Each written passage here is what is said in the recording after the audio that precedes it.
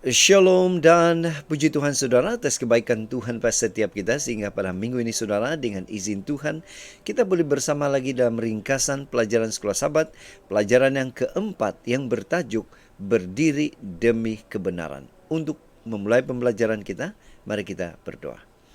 Bapa di syurga, terima kasih Tuhan atas kebaikan-Mu karena bersama dengan kami sementara kami mempelajari pelajaran Sekolah Sabat kami pada minggu ini. Dalam nama Yesus kami berdoa. Amin.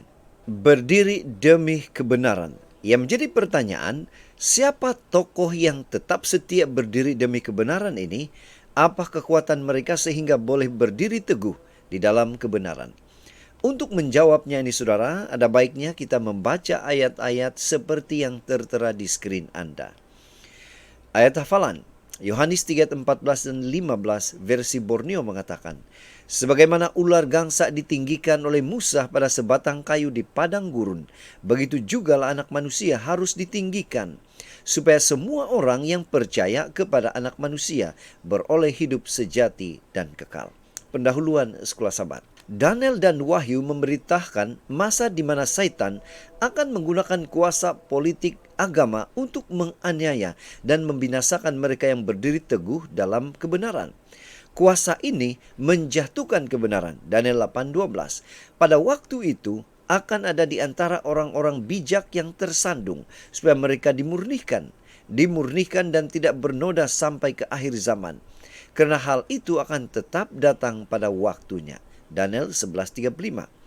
Dalam tempo ini, yaitu zaman kegelapan, kebenaran telah dipersoalkan. Tetapi ada orang yang keluar membela kebenaran dan sanggup memberikan nyawa mereka untuk itu. Sepanjang abad yang telah berlalu, ramai para lelaki dan wanita telah bersedia untuk mengalami mati syahid daripada melepaskan iman mereka kepada Kristus. Pengorbanan mereka telah menyemarakan lagi keberanian kita. Kisah mengenai komitmen mereka kepada Kristus memperbaharui komitmen kita sendiri sekarang ini. Minggu ini kita akan melihat beberapa prinsip Alkitabiah yang mendorong orang Waldensis atau Waldensia dan para reformis kemudiannya seperti Hus dan Jerome untuk tetap setia kepada Tuhan, tidak kira apapun yang berlaku. Walaupun berdepan ancaman kematian dari kuasa sama yang telah membunuh Polikarpus yaitu Rom, tetapi kini dalam fase kepausan. Dan untuk mempelajari pelajaran Sekolah Sabat ini saudara, lebih lanjut lagi kita akan membagikan kepada 5 tajuk seperti yang tertera di skrin Anda. Kita masuk di bagian yang pertama, yaitu kebenaran yang dipersoalkan. Tajuk yang pertama, yaitu dianiaya namun berkemenangan. Saudara, yang menjadi pertanyaan, siapa yang dianiaya? Bagaimana mereka dianiaya? Apa kekuatan dia atau mereka hingga menang? Apa pengajaran hal ini atau situasi ini untuk kita saat ini? Daniel 7:1, dan aku melihat tanduk itu berperang melawan orang-orang kudus dan mengalahkan mereka. Kemudian ayat ke-25, ia akan mengucapkan perkataan yang menentang yang maha tinggi dan akan menganiaya orang-orang kudus milik yang maha tinggi. Ia berusaha untuk mengubah waktu dan hukum dan mereka akan diserahkan ke dalam tangannya selama 1 masa, 2 masa, dan setengah masa. Saudara, setiap kali umat Tuhan tetap setia kepada Tuhan, Satan menjadi marah. Penganiayaan sering akan menyusul.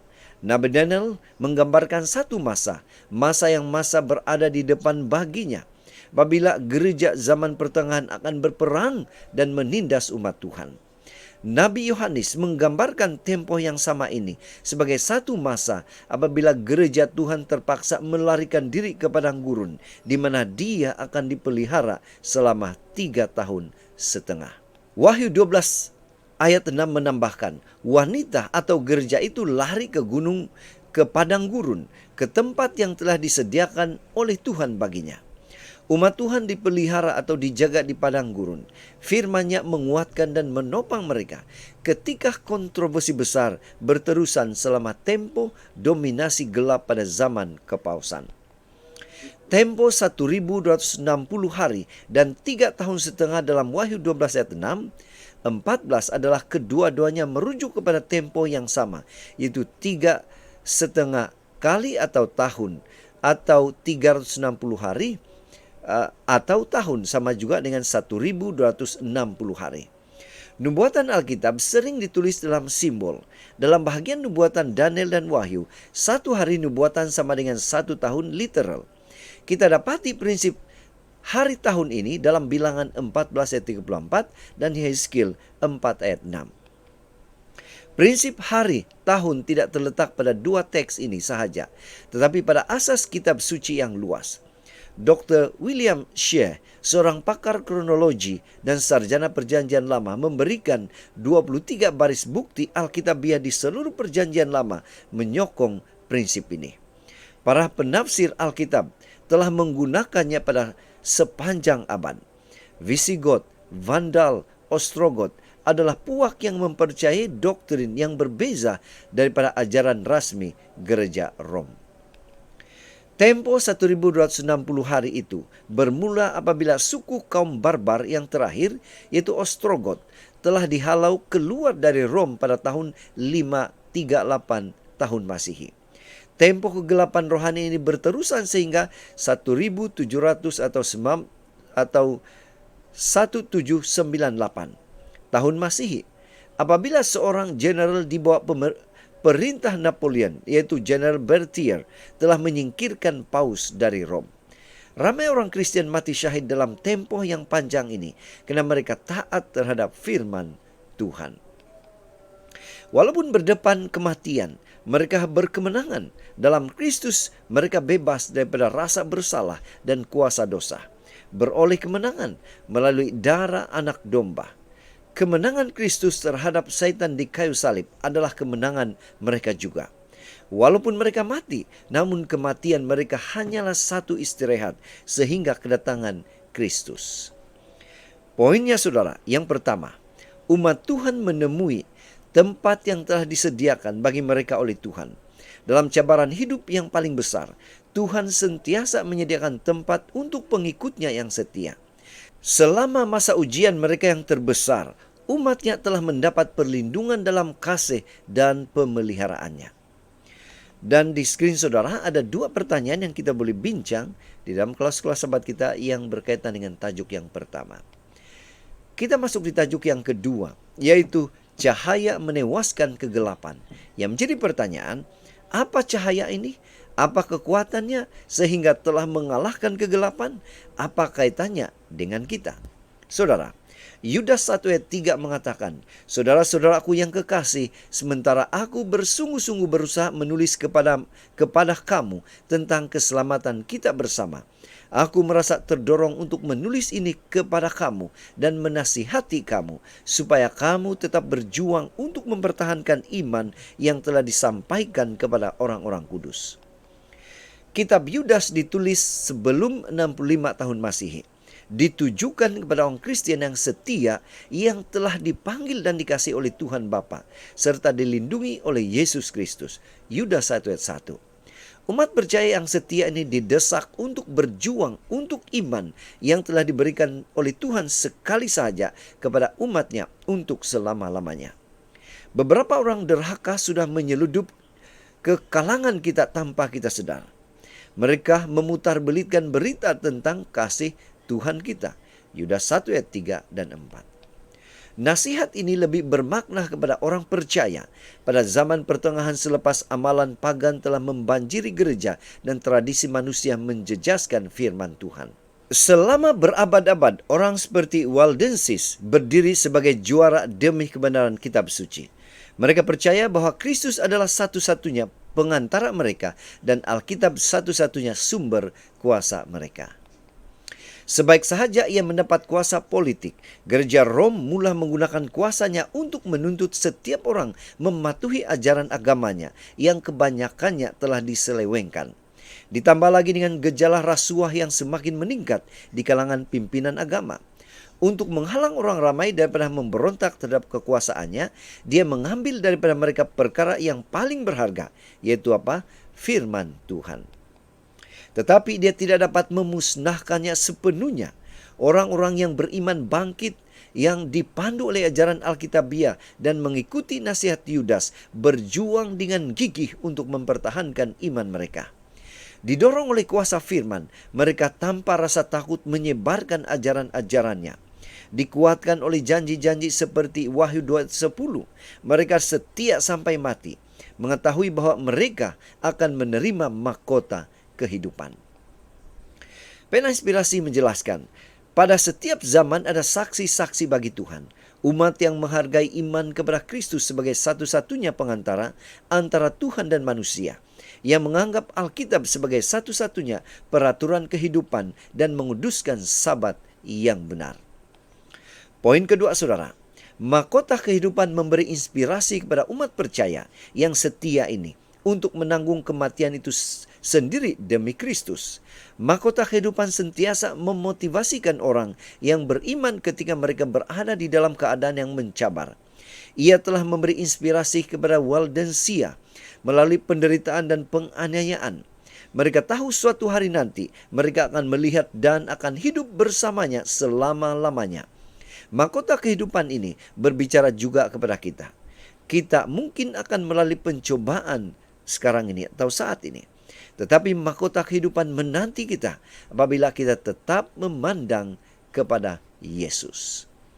Dan di screen saudara ada beberapa pertanyaan yang kita boleh bawa di dalam perbincangan yang berkaitan dalam tajuk yang kedua.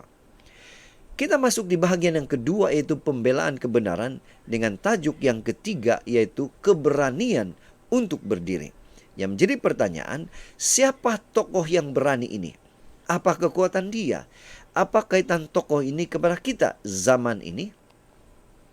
Kisah Para Rasul 5 ayat 28 hingga 29.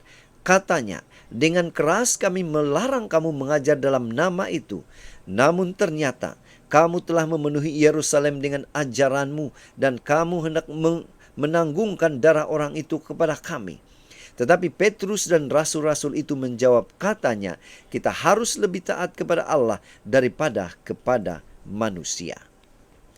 Bersama Petrus dan para rasul yang lain, mereka boleh berkata, kami harus taat kepada Tuhan dan bukan kepada manusia. Mereka memahami nasihat Paulus, binalah kekuatan kamu dengan menerima kekuatan daripada kuasa Tuhan, karena kamu hidup bersatu dengan Dia atau Tuhan. Mereka mengambil serius nasihat Yesus, jagalah baik-baik apa yang kamu miliki, supaya tidak seorang pun merampas hadiah kemenangan kamu. Wahyu 3:11.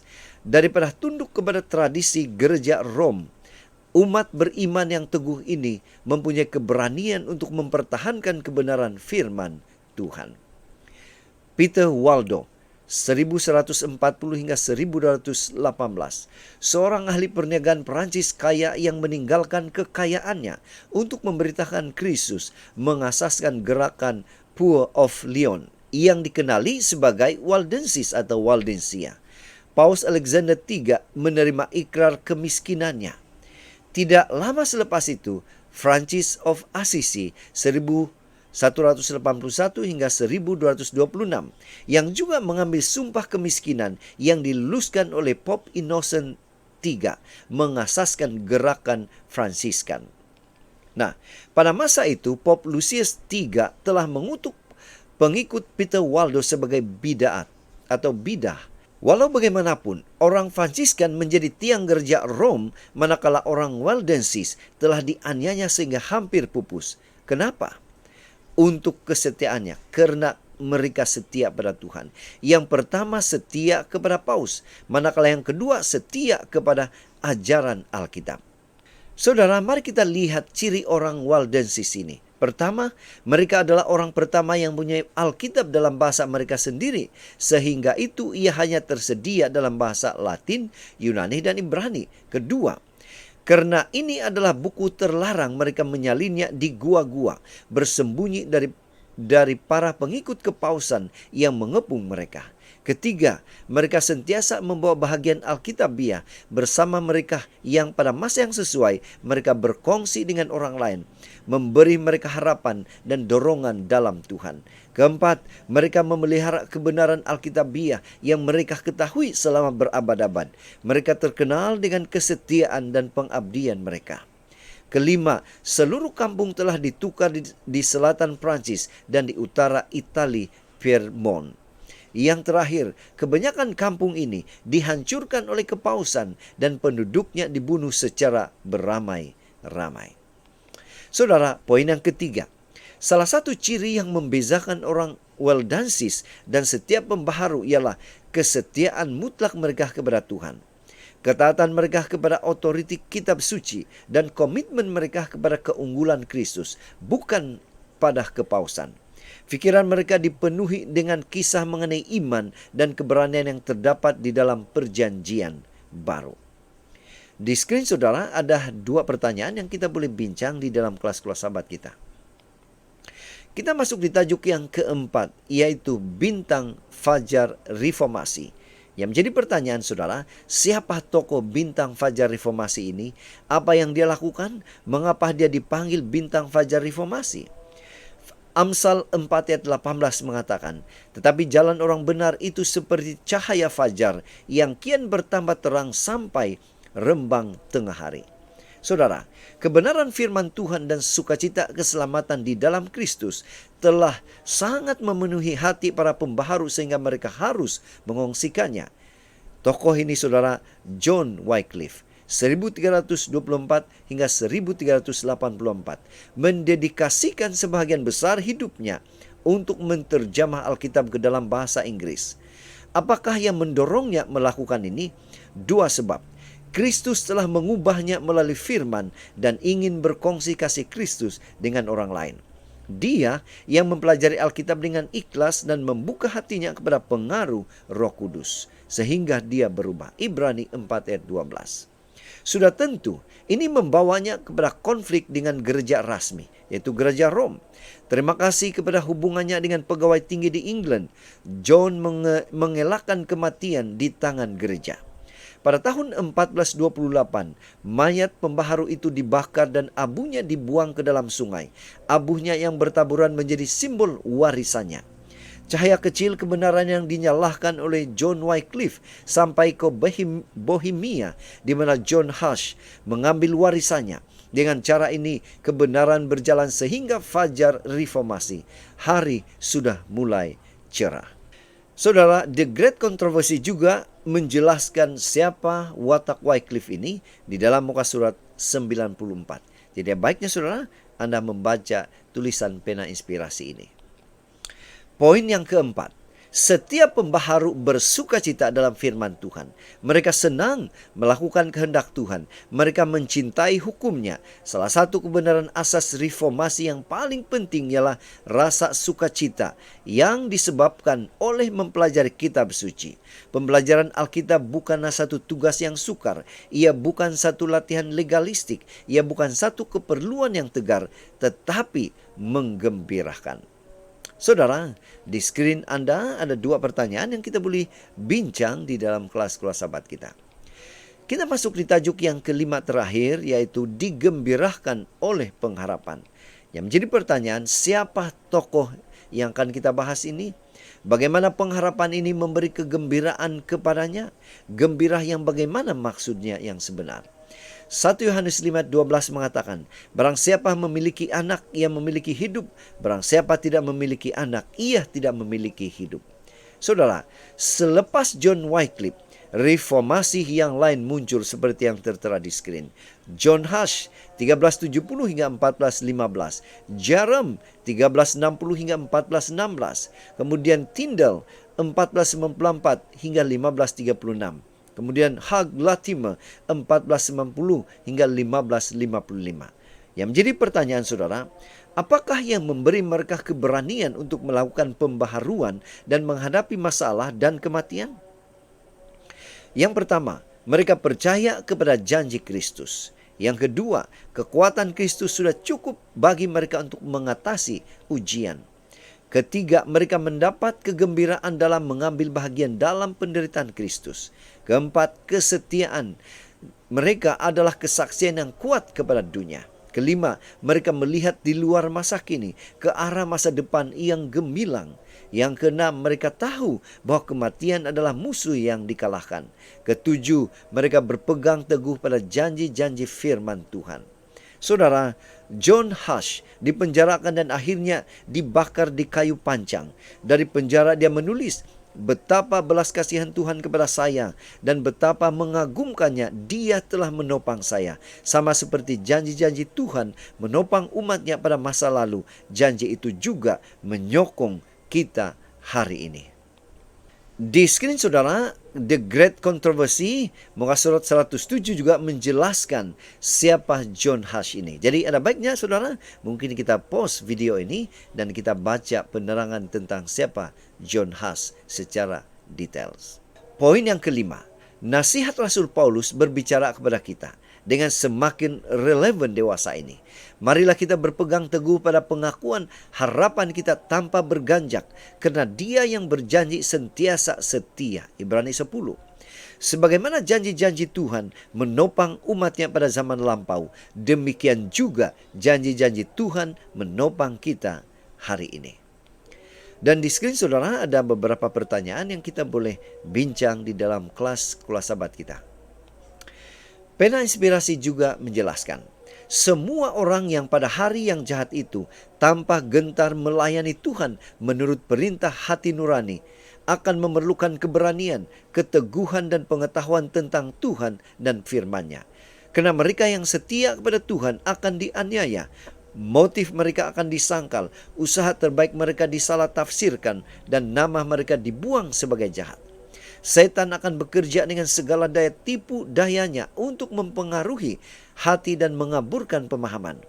Semakin kuat dan lebih murni iman umat Tuhan dan semakin teguh tekad mereka untuk mentaatinya, semakin ganas setan akan berusaha untuk membangkitkan kemarahan terhadap mereka, orang-orang yang sambil mengaku sebagai orang benar menginjak-injak hukum Allah, Tuhan.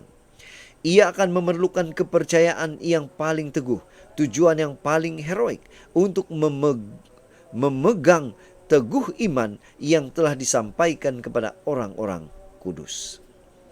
Jadi saudara, dari pelajaran Sekolah Sabat kita pada minggu ini, kita boleh menyimpulkan penganiayaan yang dilakukan oleh gereja zaman pertengahan terhadap orang Kristen yang percaya kepada Alkitab berlangsung semasa tempoh yang dinubuatkan, terhad dalam satu jangka masa dan di bawah pengawasan Tuhan yang muktamad, seperti yang diramalkan oleh Alkitab atau kitab suci.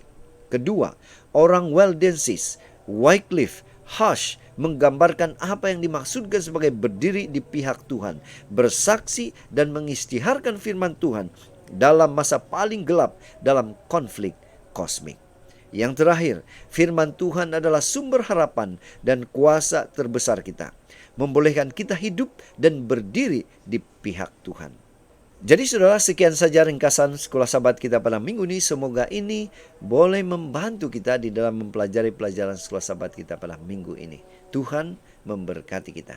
Mari kita berdoa.